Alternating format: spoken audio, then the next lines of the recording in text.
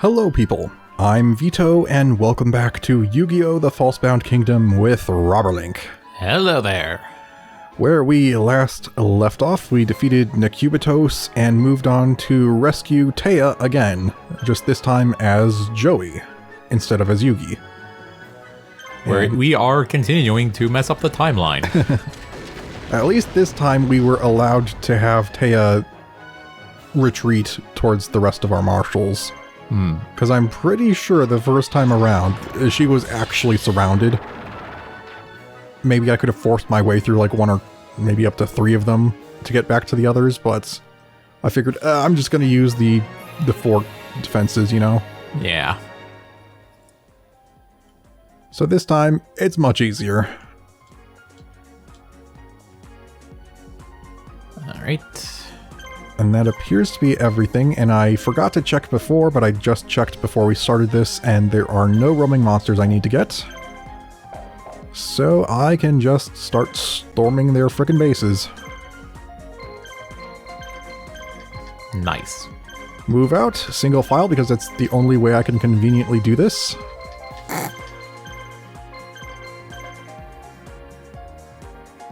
Alright, and I guess we can immediately get into some anime notes because we are a little behind. Alright, so we just finished talking about the Mai versus Marik fight. Oh, excuse me. So now we're moving on to episode... was it 44? Yeah, I believe so. And this is where... So now we have both Bakura and Mai just out of commission. Yeah, this is where Kaiba fights Ishizu. Mokuba is still working on translating the Winged Dragon of Ra's chant, but... Dragon? Yeah, sorry, dragon. But they just heard Marik say it out loud, so they probably could have recorded that or tried to remember that, right? Why do they need to translate it themselves now? Well, they were in the middle of a storm, so, they couldn't really hear him. Despite how loudly he probably had to say it in order for it to count, or whatever. I don't know, man. Although it's all said in English, I wonder like if in the original it was meant to be in an actual different language, because that would make more sense. In which case, they might be able to hear it, but then it's like, wait, what was that? Because it's... I was going to say, yeah, it'd be cool if like they said it in Latin, and I'm like, wait, no. Why would the ancient Egyptians use Latin? Latin, the language of ancient Egypt. Yeah, all languages came from Latin, right? Every single one of them. Definitely. But yeah, ancient Egyptian. Yeah, I don't even know what that's called, if it has a specific name. There's gonna be another thing where I have to look stuff up, but I remember the name. I don't know if it's just a writing system. Well, there's hieroglyphics, but then isn't there something called Sanskrit? What is that?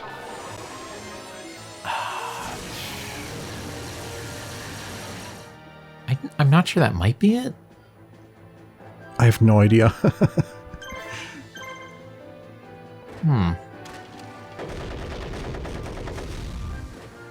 Sorry, thinking. Thinking hard. See, when I don't pay attention to this particular group that we're fighting, none of my monsters have any problem. Like, they're poisoned, but none of them got paralyzed by this dude. I don't think. Because that's the whole thing. It paralyzes you while you're poisoned. Ah. And so it's usually a big problem. He's in trouble. Or is he? Uh-huh. Be healed, Mecha Master. There is still fight in you yet. Although you are still paralyzed, so... Wait, what? what is that card? Giant Mech Soldier. Okay, just trying to remember. Okay, wow, he does not want frickin' Giant Mech Soldier to move. Screw you in particular. Until I die. Well, that will be very soon. We'll see to it. Alright. Get out of here. No more stuns for you. Okay. Sorry, I'm distracting myself from the notes.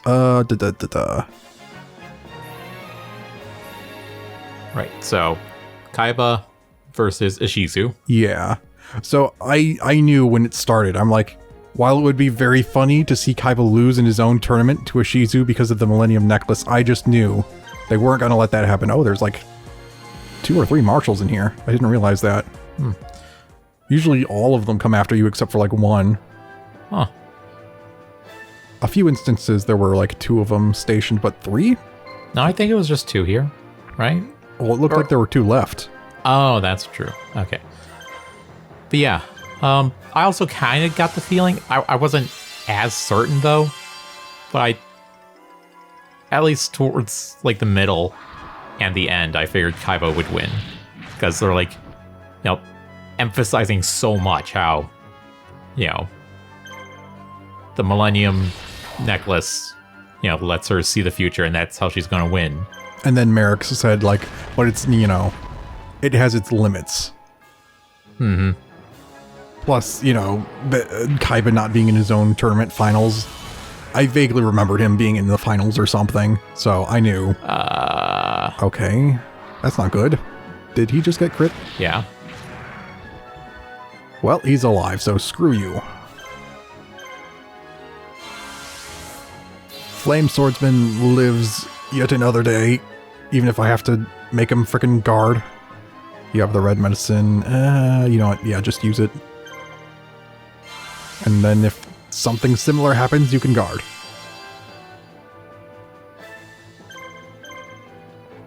I mean, yeah, worst case scenario, you do have more moves than them, so... Yeah.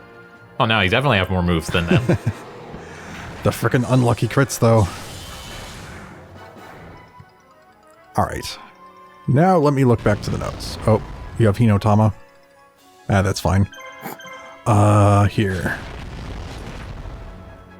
The first thing about the actual cards, Ishizu used something called Michizure of Doom, which is a bit different in the card game. First of all, its name is different. It's called Dragged Down into the Grave. And also, there was a trap card that Duke Devlin used against Joey that's just called Michizure. I think it took an opponent's monster and killed it if you lost a monster. But this card Ishizu used, let's see. Yeah, I think it was the one where you could see your opponent's hand and they could see your hand and you both choose 2 cards to get discarded. Yeah. Let's see. The real card only allows you to send 1 card from the hand to the graveyard for each player. And then you both draw 1 new card. Whereas in the anime, then... what was it? It looked like according to the rules for the anime version, you then shuffle the rest of your hand into your deck and draw a new hand. But did they do that? I don't think so. I was gonna say I don't remember them doing that. So yeah, that's because that's what it looked like. It said on the wiki was the rules for the anime version or maybe the manga version. So I'm a little confused on that. And then one of the cards that Kaiba made Ishizu discard was called Revival Magic. In the card game, that is called Spell Reproduction, and it lets you discard 2 spell cards to get a spell card back from your graveyard. There are a few cards that Ishizu used that have like an R in the name, but then for the actual cards they instead have an L, so I think that's the Japanese RL issue coming in, so they decided to localize them differently for the cards. Okay. Oh, it's Pumpkin. I'm more concerned about the, like, almost 4,000 health bug. Yeah. Is that the Super Duper Ultra Deluxe Ultimate DLC edition moth? Pretty much. The perfectly ultimate Great Moth, yeah. Yes, that. Zombie energy infusion. That's not going to do anything for anyone except yourself because you're the only zombie here. What a team player. I will buff myself. Okay, I'm happy. Yeah, I guess maybe go after the big one. Nice. Do they have anything? Like items or abilities? Yeah, I should check that. Sorry, I'm like trying to do notes, so looking back and forth. Let me see, unless it's still your turn. Okay, fine. Ishizu's equip card she said it was like Sword of Dagra. The card is called Cestus of Dagla, so that's one of those instances where it's an L instead of an R for the actual card. Alright, let's see. No items. That can poison. That's a boost for zombies, and you can poison everyone. That's right, we used to do that. Back when we had Weevil. Keep shooting the big one. Taka, taka, taka, taka. See if we can kill it sooner.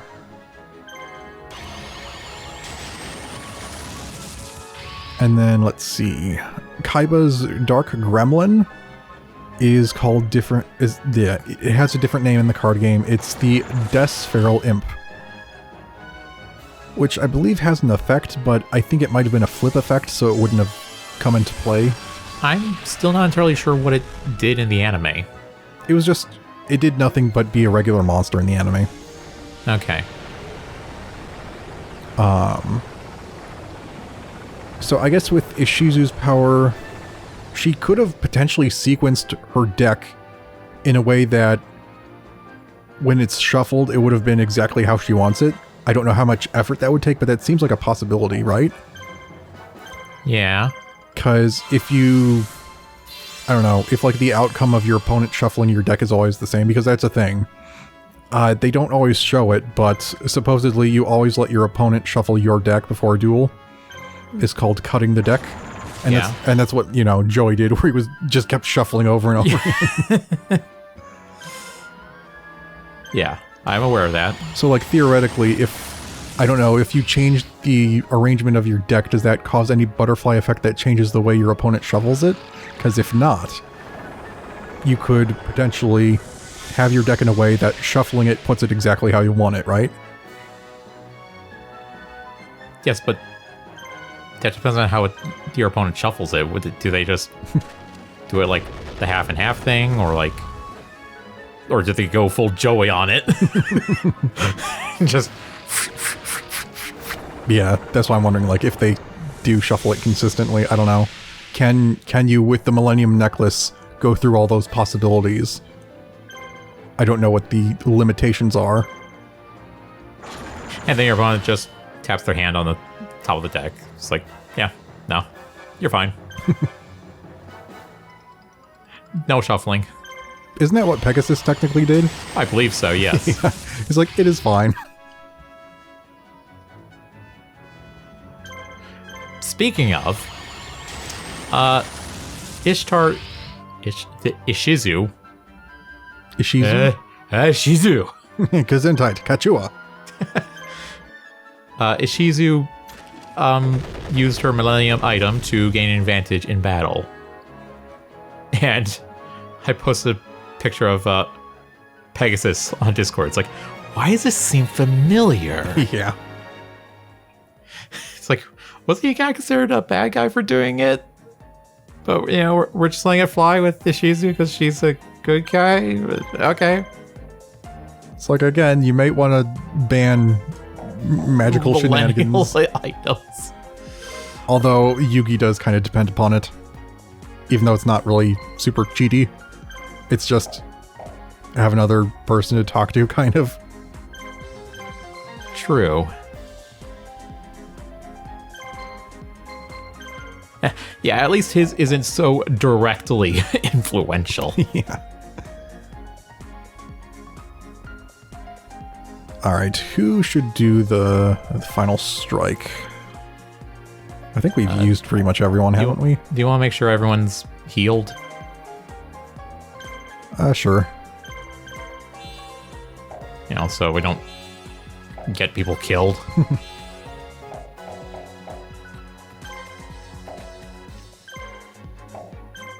I guess we could see some of these monsters fight. Especially if you're going to switch them out. Yeah. It's like, all right, you'll have your 5 minutes of fame. Yeah. I think there were a few other monsters that Mecha Master said he'd like to see used. I don't know if he just means like once is enough or if he'd like us to use it consistently. I think it was Aquamador, Mystical Elf, and the Queen of Autumn Leaves. So that's 2 of the 3 that we have here.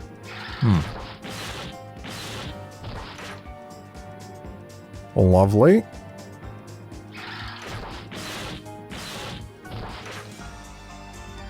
Okay, at least the crit wasn't like a huge chunk. Yeah. Did I already check what you have? What the heck? Aerial?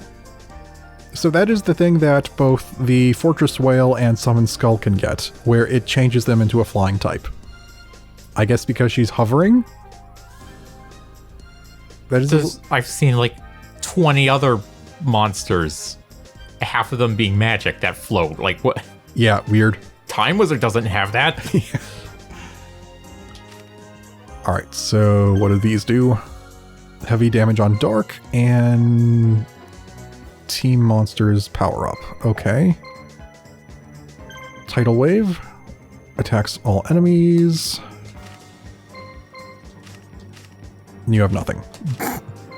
And you also don't have items because I haven't had the chance to do that. Sure, have a buff. Be fanatical. Me when I'm a fanatic. Me when I can summon tidal waves.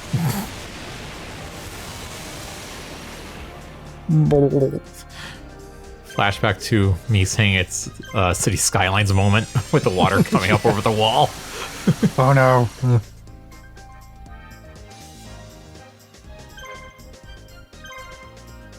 Alright, I guess I'll just focus one of these crab dudes down, or lobster dudes. Cook the lobster.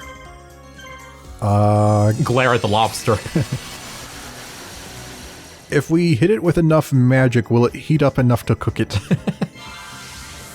Oh, you have red medicine. I should have looked. Dang, I just got reminded of the stupid video that scientifically explains like how hard you have to slap a chicken to cook it. The thing is, did they actually do it? And what did it actually get cooked? I think so, but it wasn't one slap. It was like several 1,000 slaps a minute or something. Yeah, because the issue I think that would arise is heat dissipation, right? Yeah. I don't know, it's been a long while since I saw the video, but I just got reminded of it. Huh, that's weird. You get lucky and armor. Oh, jeez. So you take less damage and you're harder to hit. And I don't have silver bows and arrows here. Okay, Google. How hard do I have to slap a lobster to cook it? While it's alive. And actively resisting. Yeah, I guess them having shells could count as armor, but I wasn't expecting it. And I am running out of moves. Oh yeah, that's right. That you're just gonna frickin' heal yourself. Well, I'm annoyed. I can do nothing. And it is the real reason why we're switching these monsters out. Yeah. Yeah, just... You're at least getting them to use the medicines. Yeah. Do a little bit, then maybe have someone else come in and squash them. Okay, the guy in the middle's just been guarding. It's like, I know they're gonna come for me. Anytime now. Okay, my lobsters, do my bidding.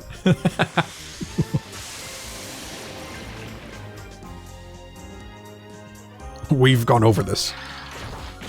You use your armor to defend me, and also, if things go badly, use red medicine. I will watch.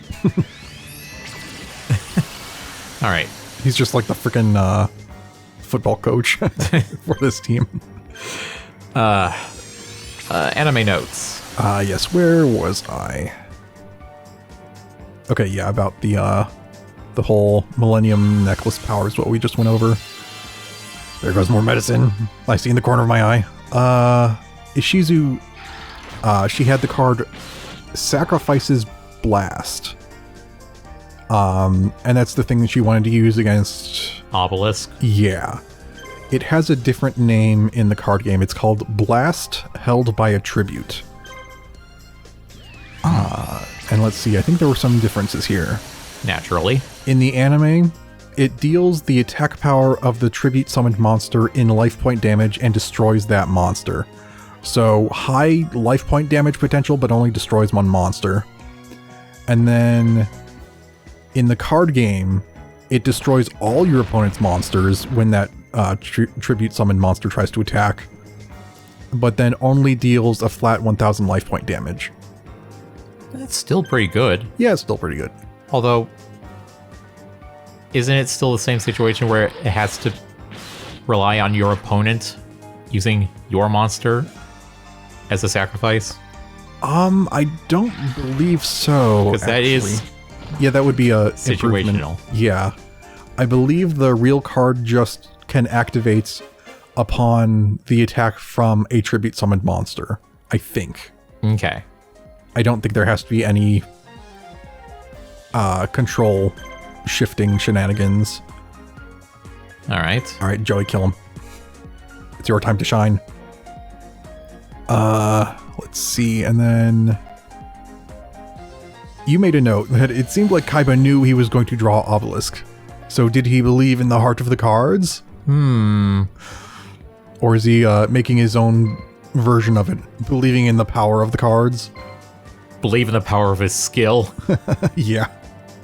That, or he is kind of listening to Ishizu, since she said, you know, on that specific turn, he'll draw the thing that will defeat him.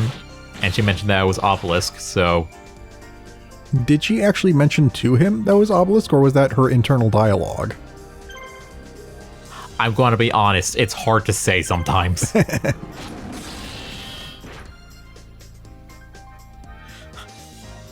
Like, I don't remember. Looky here, one of them got low on health and they don't have their turn to heal. Haha. Nice. Well, guess I won't use red medicine then. He's already dead.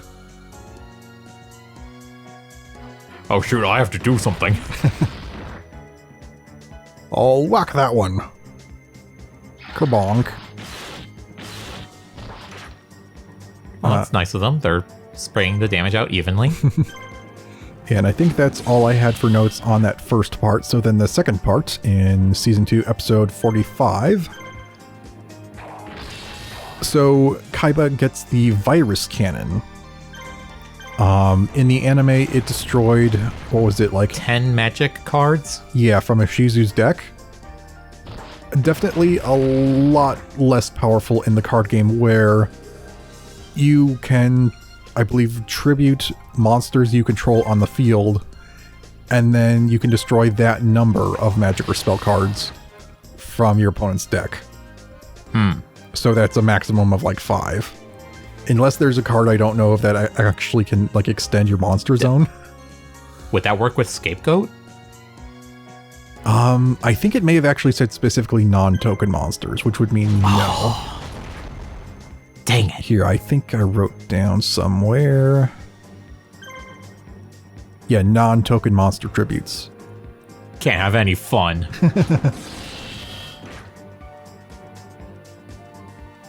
Alright, there we go. You are dead. Yeah, no, that was still like... Axe Raider is level 99. Nice. I think that might actually be the max level. I don't know if they can get 100, because we've been fighting 99 things sometimes, right? Occasionally. Way back in Yugi's story, mostly. Woo. We managed to fight them off. Thanks. So the Black Dragon Squad is you guys, huh? Yep. Surprised? Relieved. It looks like you haven't run into Yugi yet either. Where could he be? Where could he be? I don't know, but we figure if we keep fighting, our paths will cross eventually. It's really hard doing a slightly different tone and doing like a New York accent. Boss, I've got bad news. Marik's headed this way with a huge army. It's even bigger than the last one. It's like he's cheating, using console commands. We better get out of here. What? Listen up, everyone. We're out of here.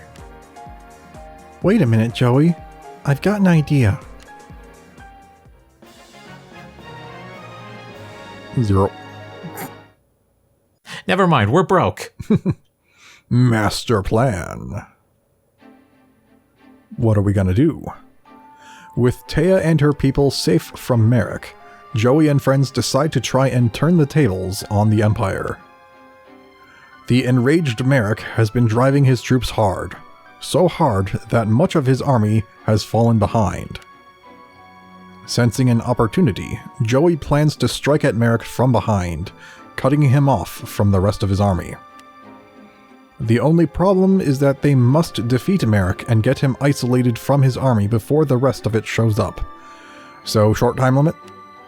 And also, if this is like a two-pronged attack sort of thing, yeah, I only get to use 4. Alright. So, real quick.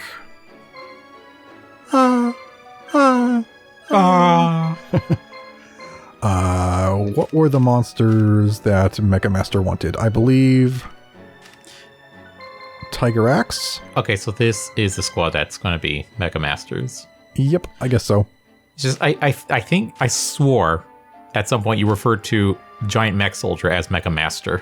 Well, yeah. Because it's kind of like him, and then this is also his squad. So it's like we're field marshals in one group commanding other groups. All right. I figure that works as an explanation. He wanted Dinami's Dark Witch, which I may have passed. Nope, there she is. Mecha Master said that she is one of the fastest as a lead monster. Oh. I don't know if that's faster or not as fast as Ansatsu. And then lastly, Tao the Chanter. Specifically with these items. Cause, let me see. Level 3 magic. Oops. Here. That can reduce action points. And that also reduces action points. Justice Flash, all dark monsters. And then you're also lucky with Status Guard. I'm not sure if I see a... What was it? Tao the Chanter? Mm-hmm. I don't know, he doesn't have a lot of action points. Yeah, hopefully that'll improve later. I believe Mecha Master said that Tao the Chanter gets Magic Craft, which increases the effectiveness of those magics. Ah. And I think at that point, Gift of the Mystical Elf becomes like a full heal. And Hinotama probably does more damage. Alright, and you start at level 20, so you're not level 1 as a marshal. Alright, who should we bring? I'm thinking maybe... Well, no. You have to go. You want me to go with one group and you go with the other? Because I want to bring Taya. And I have to bring you. I guess the commanders can sit this one out. We'll come in from behind. Fair enough. We'll be the daring ones. And then let me make sure I actually save. And then let's take a look at this so that I can farm if necessary. I'm imagining the Red Eyes Black Metal Dragon flying around to flank the enemy. And then it lands and starts, killing a bunch of soldiers. And then the penguin soldier leaps from the dragon's back, also helping. Spin to win! Yeah, our plan worked. It's not over yet. We need to defeat the rest of these trailing units before Marik gets back. Sorry, I wasn't expecting the word trailing. I like read training. I'm like, what? Okay.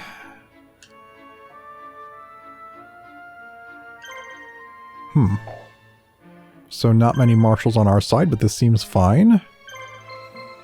Oh yeah, and because I did actually farm up these monsters off screen, so they're not where I'd need them to be necessarily, but they do all have their items, as you saw.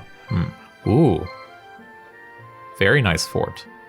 Yes. Totally subjugated. And 4 stars. I don't know if there's anything more than 4 stars. I think there might be. It's just I've only been seeing like really low values for forts for our side at least. Is that a dark? I think that's a dark, but that's the only one, so this would only hurt one person if I use the special. So maybe I won't. Any more notes we can run through? Let me see here. Yeah, quite a few. So exchange of spirits. Oh boy. Yeah, that is the one that swaps both players' graveyards with their decks. The card would not have been allowed to be used at that point because it says your opponent and you must have at least 15 cards in your graveyard to be able to use it. Whereas in the anime, Kaiba only had 6. And that really screwed him over. That was immediately after this battle that rule was added. Wait, where was it? In my notes? I looked away for a sec. Oh yeah. It does say on the card it can only be used once per duel. I don't... That would be funny if... Yeah, use it twice. It's like, well, back where we started. I don't know if it's actually limited, though. Because if it's not limited, you could have it, like, thrice in your deck just to make it easier to get, maybe? I don't know. I don't know if that's how it really works probability-wise, but... Yeah, only can be used once per duel. And then... Ishizu used a trap card called Muko, which is like... It looks like a guy just holding out his hand and it has, like, a magic thing on his palm. It's a little weird because it seems like she uses it twice in 2 completely different ways. The first time she uses it to just stop Virus Cannon. And then, what, the second time she uses it to, like, discard the card that, Kaiba drew on his turn? Yeah, and it seems like the real card goes by that secondary effect. So... Its effect in the card game is that when any effect... Actually, I don't think you can use it on the draw phase then, because that's not an effect. But when any effect causes cards to be drawn, you can activate Muko, and when it's activated, both players can see all the cards drawn, and they all get discarded. And I was thinking that could be a good counter for Pot of Greed. What's the point of seeing them, though? So you know what cards got sent to the graveyard for the purposes of knowing, like, if you want to use Monster Reborn, you know what's available, things like that. Fair enough. Oh. Talchanter got a action point. Very nice. Is anyone else coming here? You... Yeah, but they're a bit far off. Oh, so we're fighting these 2 again, but not Marik. Okay. I think I might just do one more fight then to get through the last of these notes real quick. Alright. So this is of the anime Season 2, Episode 45, Part 2 of the Kaiba versus Ishizu fight. At 9 minutes and 54 seconds in, it shows Kaiba's hand, but it isn't correct. I don't know what all the cards they're using are because some of them are very obscured. But you can tell the one that's behind, I believe, Obelisk in Kaiba's hand is that card that Ishizu used that would cause a tribute summoned monster to explode. So that's an error. Oh no, she snuck it into his deck. Taking a page out of Weevil's book. Wow, these guys have a lot of adepts. I think they're the 3 same ones, they're just in a different order. That bothers me. But none of them are castle. Yeah, I didn't even realize 2 of them are the same. They're Guruzis. Yeah. Ooh. Yeah, he was guarding. Oh, I didn't see that. Sorry. I assumed you were going to go after one of the weaker ones. My the bad. lower health one. Nope. Okay, and then one of the monsters Ishizu used, again, it has that RL change for the card. She called it Zorga, I think, but it's Zolga as a card. It has an effect that didn't come into play, or it just probably wasn't part of the anime. But the card has an effect where if it's used to be for a tribute, the owner of the card gets 2,000 life points. Oh. And because it was tributed, that should have worked. That should have given Ishizu 2,000 because she owns the card. Let's see, and then next... You mentioned that Ishizu probably could have won the duel sooner by just attacking life points again. Yeah, because if she knew that Kaiba was going to use her monsters to tribute summon Obelisk before she could do anything else, if she summoned a third monster. Mm-hmm. But if she just used the two monsters she had on the field to attack his life points directly again, because Kaiba didn't have any monsters on the field at that point, that would have ended the game. But of course, to fulfill the prophecy, or what she saw, she had to let him use Obelisk. Yeah, I'd have to see exactly how it goes and maybe how it goes in the manga, but that could be an oversight. In which case, yeah, that's not like a technical oversight. It's a tactical oversight. Yeah.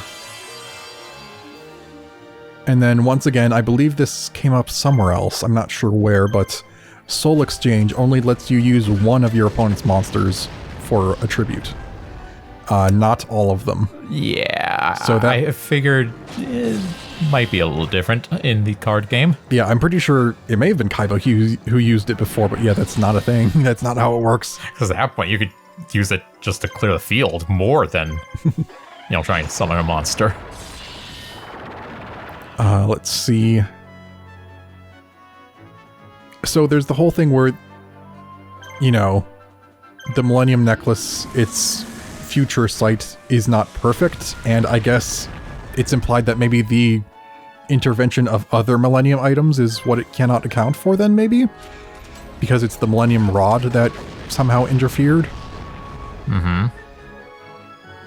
And I guess, it's because ancient Kaiba had the Millennium Rod that it had some connection to him that it activated. Yeah, I figured it was either, like, his ancient spirit or whatever, or maybe normal Marik reaching out just to, do something.